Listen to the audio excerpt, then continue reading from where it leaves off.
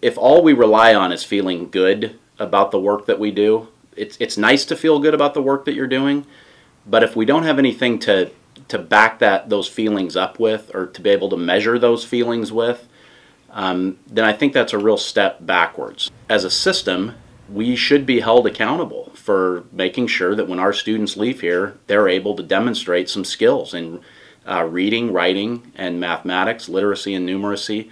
Those are important measures for us in being able to prove to ourselves and to our kids that they're capable of accomplishing what kids in any other community are able to accomplish, regardless of income or background or experiences that they might have had. And I worry that in a sense, if we stop keeping score, in essence, if we're not having things that we can measure our success by, I worry that kids like the ones that we serve at Washington High School and in the Franklin Pierce School District in particular, they may be the losers. Okay, all right, we're going to swing by.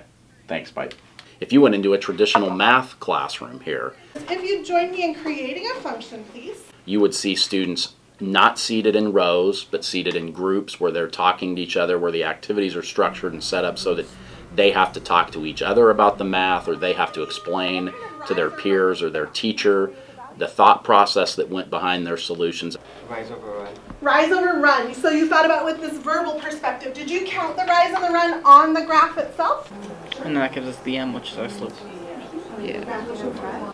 As I was coming in, I hooked up with the environmental science class as they were going over to Clover Creek, and they're actually doing hands-on science stuff. I often hear that testing takes you away from that kind of stuff. Do you find that your students are still getting that full-rounded education? Is there time to do the things you guys need? Absolutely. I think completely the opposite is true. I think the test and the skills that test measure require a hands-on approach. A good example is things like Socratic seminar in our English classes, and so students are being challenged to think and reason at very, very high levels. I don't think that these assessments, the way they're set up now, if you try to take a traditional sort of old school approach to instruction, your students aren't going to be successful. Sometimes folks will have this perception that, boy, things were great back in the good old days, and nowadays kids just sort of have it so easy, and I don't think anything could be further from the truth. Questioning and discussion techniques,